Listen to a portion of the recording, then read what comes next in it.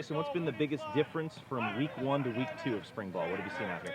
I just think you see guys getting more comfortable with what we're doing, knowing what we're doing.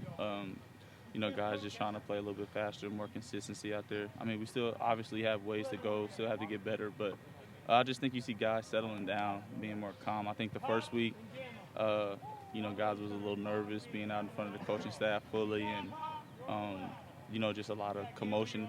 And I think now we understand how practice is going to go. We know the tempo of practice, so guys are just settling down for the most part. What about the difference from last year to this year? I mean, obviously you've been through spring ball before. We know the different coaches and coming off the 1-11 season, but different sense of energy, different sense of progress at this point from this point this year to last year. Yeah, I believe so. I think around this time last year we were almost done with spring ball, probably, but even then, I think we've made a lot of progress. Just this off season as well. In the weight room. But I mean, just with spring ball, it's just a lot of installs going in faster. But you don't see guys really panicking when the installs go in. You just see guys really focus on learning it and just trying to come out here and rep it and be as good as possible while doing it. Just perfecting our craft. How's your development been from the end of last season through now a week and one practice in spring ball? It's been a good development. I wasn't able to throw majority of the off season, so just getting back, being able to throw now is it's a good development though. Just being with Coach DeBoer, with Coach Tefford, just trying to soak up everything that they say, as far as technique wise, and I think in this a little bit of time, I've developed pretty well, but I still have a ways to go. Coach Tedford put the information out there that you guys had a conversation about whether you wanted to transfer or to stay. What went into that decision for you to still be a Bulldog? I put in work with these guys for 3 years, and we went through hard times, some good times, but mostly hard times. And when you go through battles like that, with a group of guys, when you go through a season like that, you can't give up on them. And I never wanted to leave. I came out here as a freshman. I left Texas, and so that meant I wanted to be away from my family. To be with a group of guys that I'm with right now. I wouldn't want to leave those guys at all. We've been through so much. We still have a long ways to go, and I'm glad I'm here with these guys.